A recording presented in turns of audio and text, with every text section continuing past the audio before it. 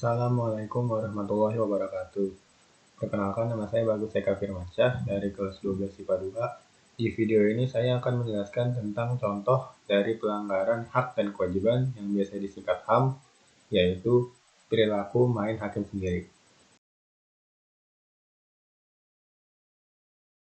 Apa itu perilaku main hakim sendiri? Main hakim sendiri atau dalam bahasa ilmiahnya Eigenreaching merupakan bentuk luapan emosi dan kekecewaan masyarakat terhadap gagalnya penegak hukum untuk merepresentasikan keadilan masyarakat dalam menyelesaikan suatu kasus tindak pidana. Main hakim sendiri seringkali berakhir dengan kerugian bagi korbannya, berupa luka-luka bahkan kematian.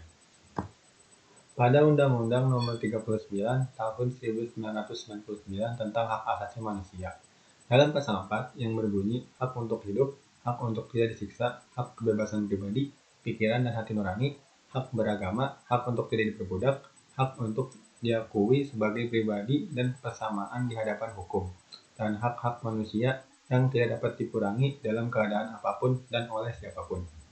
Kemudian, dalam pasal 33 ayat 1 Undang-Undang Nomor 39 Tahun 1999 tentang hak asasi manusia yang berbunyi, setiap orang berhak bebas dari penyiksaan, penghukuman, atau perlakuan yang kejam, tidak manusiawi, merendahkan derajat dan martabat kemanusiaannya. Berdasarkan pasal 4 dan pasal 3 ayat 1 Undang-Undang Nomor 39 Tahun 1999 tentang hak asasi manusia, di mana apabila kedua pasal tersebut kita simpulkan bahwa perbuatan main hakim sendiri merupakan suatu tindakan yang bersifat melawan hukum dan melanggar hak asasi manusia. Di Indonesia sendiri, kasus hakim sendiri masih sering dapat dijumpai.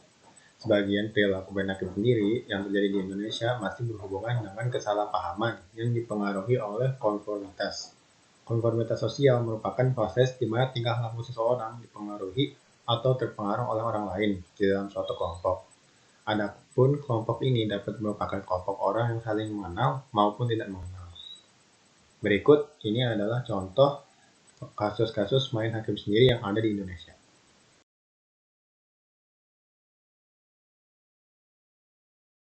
Tentunya pelaku main hakim sendiri akan dijatuhi hukuman berdasarkan pasal 170 KUHP yang menyebutkan 1. Barang siapa yang di muka umum bersama-sama melakukan kekerasan terhadap orang atau barang dihukum penjara selama-lamanya 5 tahun 6 bulan.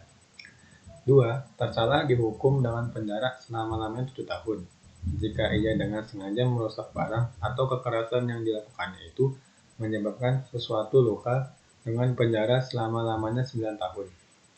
Jika kekerasan itu menyebabkan luka berat pada tubuh, dengan penjara selama-lamanya 12 tahun. Jika kekerasan itu menyebabkan matinya seseorang. Main hakim sendiri juga bisa dikenakan pasal penganiayaan, sebagaimana diatur dalam pasal 351 KUHP, yang berbunyi 1. Penganiayaan dihukum dengan hukuman penjara selama-lamanya 2 tahun 8 bulan. Jika perbuatan itu menjadikan luka berat, si tersalah dihukum penjara selama-lamanya 5 tahun. 3. Jika perbuatan itu menjadikan mati orangnya, dia dihukum penjara selama-lamanya 7 tahun. Oleh karena itu, untuk mengurangi dan mencegah lebih banyak kasus main hakim sendiri terjadi, diharapkan kepolisian dapat lebih cepat dan tanggap untuk menanggapi masalah yang sedang terjadi.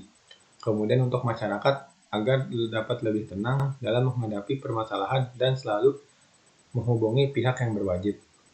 Sekian dari saya, mohon maaf bila ada salah kata.